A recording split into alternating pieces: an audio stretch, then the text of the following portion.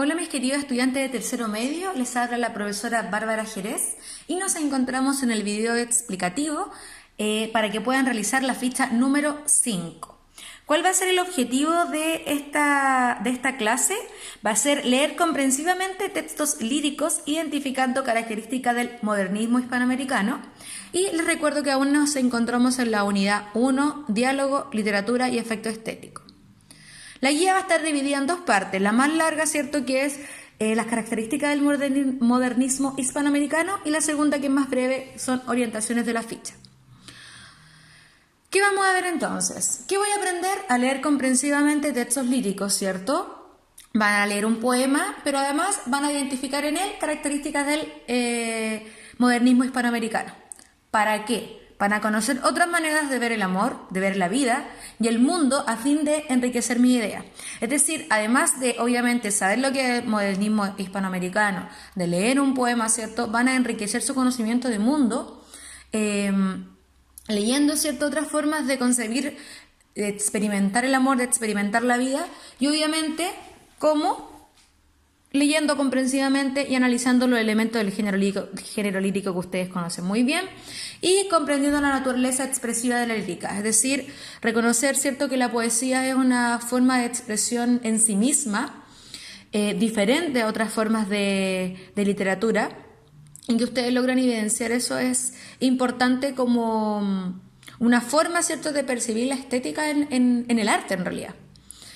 Modernismo hispanoamericano, entonces los que nos compete en nuestra primera parte de la guía. Contextualización. El modernismo hispanoamericano es un movimiento literario de fines del siglo XIX que va a concebir, escuchan bien, concebir la poesía como una vía de escape de la realidad que se vivía en esa época. Es decir, la poesía va a ser una forma de liberarme, ¿cierto?, de vivir otra realidad para no ver lo que estoy, de cierta manera, viviendo en mi mundo.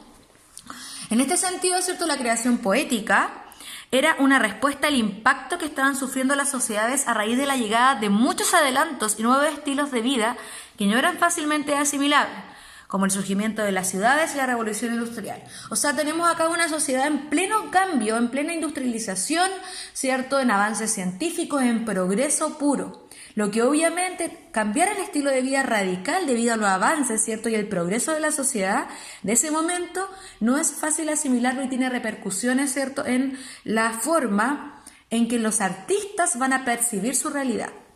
Y, importante, van a concebir entonces esta poesía como una vía de escape.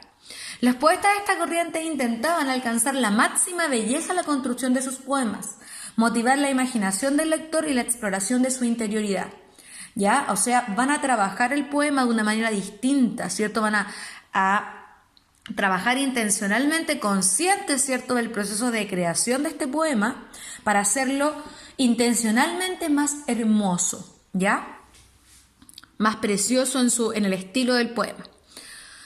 Comienza aproximadamente en el año 1880 y se mantiene al menos hasta el inicio de la Primera Guerra Mundial. Los temas que preferían los escritores modernistas eran los cosmopolitas, ¿cierto?, y los amorosos, que permitían evadirse de la realidad. Así, en esta obra es posible encontrar descripciones de lugares lejanos o imaginarios, emociones y sentimientos intensos. El estilo de estos poetas es riguroso en el ritmo y por ello sus poemas son fácilmente musicalizables, y es una característica muy importante. Se van a dar cuenta cuando lean el poema que van a trabajar en su ficha, que yo se los recomiendo leerlo en voz alta, ¿ya? Cuando lo vayan a leer, léalo en voz alta y se van a dar cuenta que es muy fácil, ¿cierto?, que se logra percibir muy fácilmente la musicabilidad, sobre todo en los estribillos que se van repitiendo.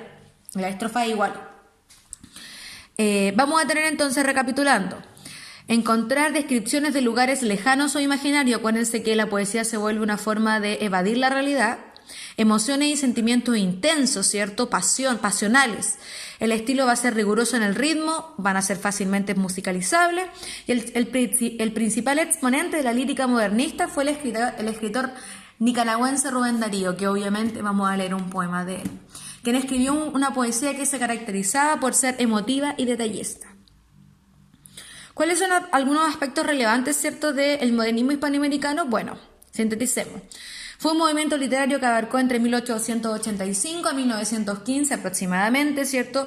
Tuvo su origen en Hispanoamérica y desde allí se extendió a España, lo que lo convierte, ¿cierto?, en uno de los primeros movimientos en invertir el flujo de la influencia estética. Siempre vienen de las Europas, ¿cierto? De Europa a nosotros nos llega después, ¿cierto?, la innovación artística. Esta vez fue al revés, ¿cierto? Es el primer movimiento que se invierte desde ¿cierto? Hispanoamérica viaja ya a los otros continentes.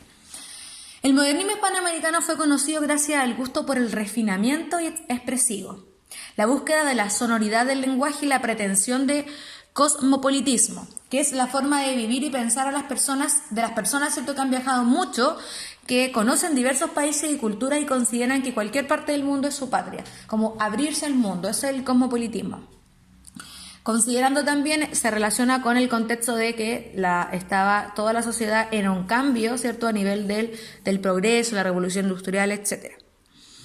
¿Cuáles van a ser algunas de las características del modernismo? ¿Cierto? Los temas comunes, cosmopolitas, ¿cierto?, abiertos al mundo, a otras culturas, a otras regiones. De hecho, ellos comenzaron a estudiar temas indígenas, por ejemplo, temas del amor, amorosos, como el amor, evasión de la realidad, el escapismo, la melancolía, angustia, erotismo, sentimientos bien intensos a nivel positivo y también a nivel negativo. Amor bien intenso, ¿cierto? Tanto sanos como tóxicos. Búsqueda de la musicalidad. La musicalidad de la palabra es un valor dentro del modernismo. Así pues, la palabra no está subordinada necesariamente a su significado, sino a la sonoridad y resonancia que pueda tener. ¿Qué quiere decir esto? ¿Cierto? Es decir, a su musicalidad. Forma parte de algún modo de la búsqueda de una sensorialidad. Es decir, que a veces a lo mejor no se va a privilegiar que el poema tenga sentido siempre y cuando la palabra que se selecciona, digamos en el verso, lo haga más precioso, ¿ya? O sea, se va a dar más énfasis, ¿cierto?, a la forma más que al contenido, o sea, más que signifique algo, ¿cierto? No es que no vaya a ser una incoherencia el poema, no, sino que más bien, si en ese verso esa palabra queda hermosa ahí y al momento de escucharla rima, suena, ¿cierto?, musicaliza el poema, eso va a ser mucho más relevante que el sentido que pueda tener. Sensorialidad y sensualismo. El modernismo busca construir una estética a partir de la evocación de imágenes sensoriales, lo que de alguna manera, ¿cierto?, lo va a vincular al diálogo interdisciplinario con las demás artes. Colores, texturas, sonidos son parte de las evocaciones características de este movimiento. Vamos a tener entonces palabras que nos lleven, ¿cierto?, a evocar sensaciones, ¿ya? Y renovación formal. Se plasma, ¿cierto?, en la búsqueda de la armonía, la perfección de la belleza. Esto se consigue a través del predominio de los valores sensoriales. Así destaca la renovación del lenguaje con vocabulario de los campos semánticos, del color, de los efectos sonoros, etc. Esto se traduce en un copioso empleo de sinestesias: verso azul, esperanza olorosa, risa dorada, blanco horror, sol sonoro, etc. Van a poder encontrar ese tipo de evocar la sensorialidad, ¿cierto?, en las sinestesias que ocupan los poemas. Bien, ¿qué vamos a tener entonces como orientaciones de la ficha de trabajo? En tu ficha de trabajo van a trabajar, ¿cierto?, con el poema Canción de Otoño en Primavera, del conocido poeta Rubén Darío. Y, antes de analizar esta obra maestra de poesía, es importante que apreciemos la vida corta pero exitosa del poeta. Les voy a contextualizar porque me pareció importante que ustedes sepan igual quién fue Rubén Darío y obviamente a quién van a leer. Nació en 1867 en Metapa de Nicaragua. Félix Rubén García Sarmiento era un hijo ilegítimo, ¿cierto?, del pecado. Al quedar huérfano, fue criado por el tío y la tía de su madre en León, Nicaragua. Su educación fue algo rudimentaria, pero Rubén era un lector precoz y se familiarizó con la literatura clásica leyendo obras de escritores españoles y franceses. O sea, fue autodidacta, ¿cierto? Él mismo buscó la motivación para aprender e instruirse. Además, él mostró un gran talento como poeta a una edad temprana y su don literario fue reconocido por personas influyentes que se encargaron de publicar sus primeros versos. O sea, también tuvo un poquito de suerte y talento, claramente. También colaboró en el ensayo Revista Literaria de León y alcanzó fama como poeta niño.